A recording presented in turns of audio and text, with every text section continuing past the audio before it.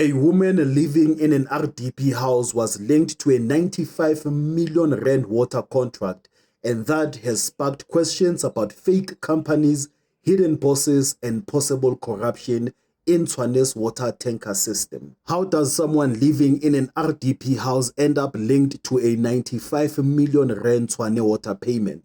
Now, this is the biggest question in this story.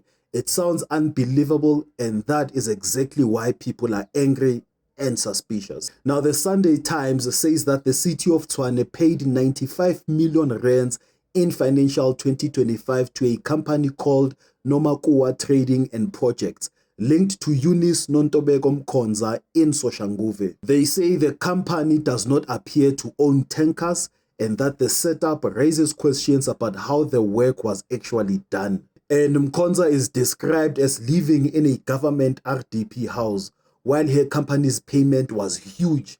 Now, the article says there were no signs of the kind of water tanker infrastructure you would expect for a contract this big.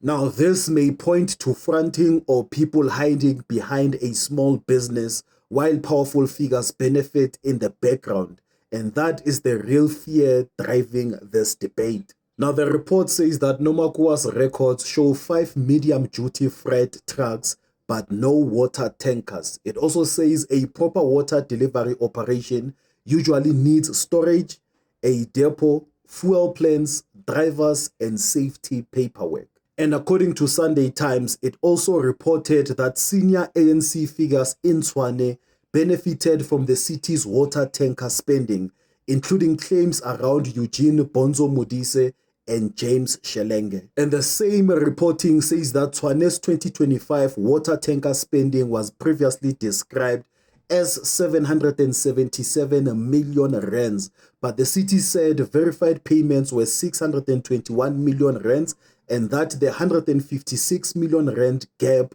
was being checked for duplication and admin errors. And Tshwane City's manager, Johan Metler, has asked the Special Investigating Unit to probe the water tanker spending.